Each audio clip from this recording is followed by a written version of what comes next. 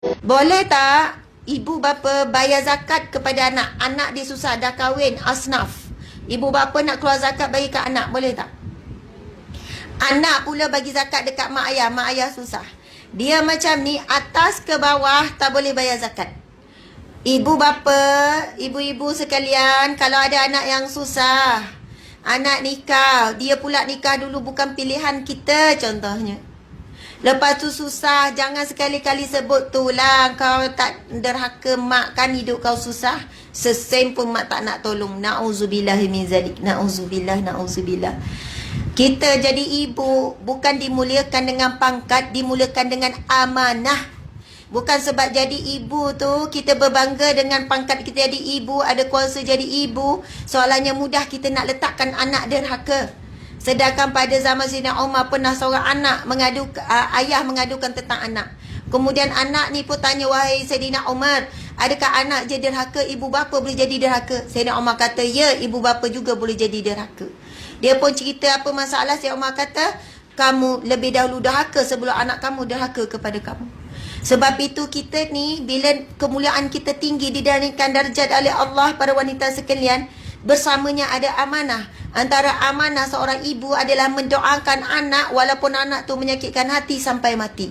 Sebab doa adalah kepala ibadah. Doa adalah ibadah yang besar dalam Islam sebenarnya. Dan Allah bagi lidah yang mustajab, lidah yang masing kepada seorang ibu. Saya tak pelik ramai ibu-ibu kecil hati dengan anak. Menangis, ustazah, pedih apa yang anak saya buat. Kalau ustazah duduk tempat saya macam mana? Saya kata memang cerita Hajah ni sangat dahsyat. Anak buat macam ni. Saya rasa saya tak mampu dah nak doakan dia, ustazah. Selagi mana dia tak minta maaf dengan saya tak akan doakan dia. Terputuslah doa dia daripada saya.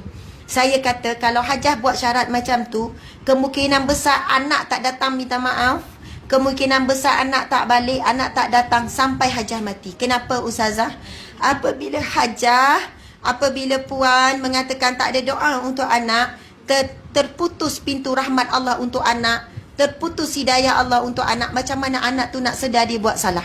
Sepatutnya Hajah bila anak menyakitkan hati macam ni, dia darah daging kita, lagi kuat Hajah doakan untuk dia. Dan Hajah akan berbahagia saat dia kembali dalam keadaan dia sedar dan dia insaf. Subhanallah. Nak sebut tadi wanita bila dia keluarkan belanja daripada simpanan kita.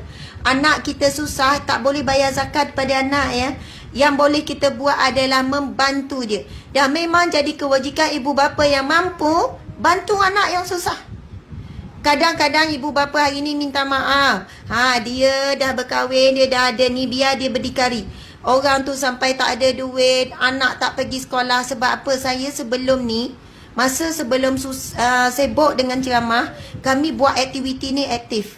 Bantuan orang susah, fakir miskin, ramai orang bagi. Kadang ustazah ambil lah ni, saya bagi transfer duit ni untuk bantu orang susah. Tengok-tengok 10,000 ada orang bagi, 5 ada orang bagi, kadang berkumpul sampai 10,000. Jadi masa tu aktif pergi ke rumah orang ni, jumpa memang ramai orang susah. Kebanyakannya dibuang keluarga, alasan keluarga dah kahwin, survive lah sendiri. Makan nasi garam sebulan, tak ada makan apa, biskut cicak air kosong je. Beberapa minggu anak ni, ya Allah, tengok lapar, buka peti air kosong rumah. Ramai sangat orang kita susah. Saya tanya keluarga dia, ada mak ayah mampu tak? Mak ayah orang senang, tapi dia kata pandai-pandailah nak hidup sendiri, dah kahwin. Sekarang kita kena harus sedar, kadang-kadang kita jadi perantaraan rezeki anak-anak. Tak semestinya anak tu bawa tanggungan kita. Anak dah kahwin pun, subhanallah, kalau kita faham, sedekah karabah sangat besar pahalanya.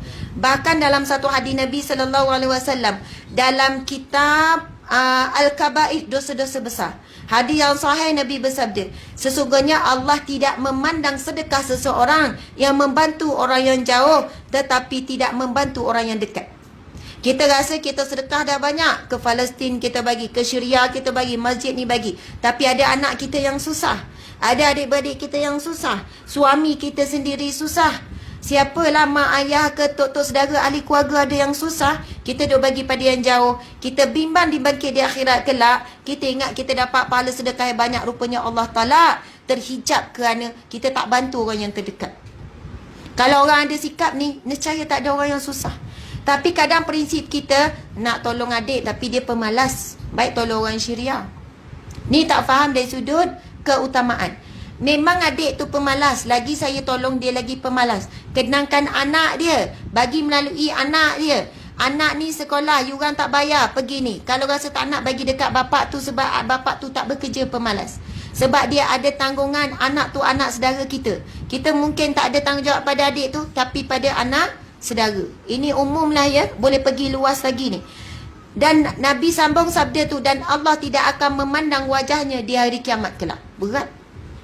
Maksud di hari akhirat kelak Allah tak nak pandang orang macam ni.